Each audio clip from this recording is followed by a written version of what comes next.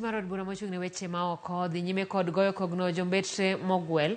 Odiochieng' ma kawuono komiti no nodayo dho jombetre kata jambetre mogwel e riwruok mar piny mangima e weche mag somo manongire Peter Ngure, Jorina mar piny Ethiopia, Kanol Shem Amadi mar piny DRC kaachiel gi Jeremy Ndola mar Sudan ma milambo. Chenro mar piedho jombetre mogwel dhi timore kendo chieng' wuok tich juma manyien. Chris Owino miyo waler. E odiochieng' mar ang'wen mar goyo kogno jombetre mogwel kod komiti mar od bura mochung' ne weche ma oko, jambetre mogwel e piny Ethiopia George Orina odok ne chenro mar piny owacho mar tero obila 1,000 ma pacho kae e piny Haiti.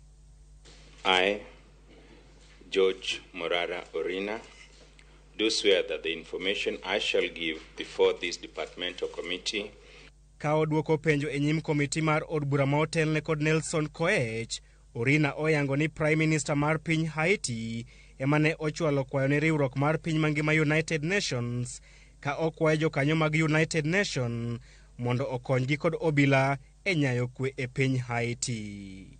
The Prime Minister then followed up that request with direct approaches to a number of African leaders, including the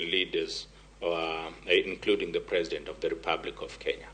And out of those discussions, then a number of countries indicated their willingness to consider the request that was made by the Prime Minister of Haiti, and which enjoys the support of the Haitian government in whole. Orina kata kamano olero ni chenro matero apisas mag obila mapacho kae e piny Haiti biro mana timore bang' od bura puodho paro makamano. Orina bende okwayo piny Kenya mondo osom rieko kowuok e piny Ethiopia e wi reso kambi maduong' mar ndeke mapacho kae Kenya Airways masani mulo e chonge kaluwore gi lal e ohala mage. Orina wacho ni kambi maduong' mar ndeke mar piny Ethiopia osebedo katimo maber kaluwore ni sirikal mar piny Ethiopia okawo ting' duto mar kambi no. Our economies are structured differently.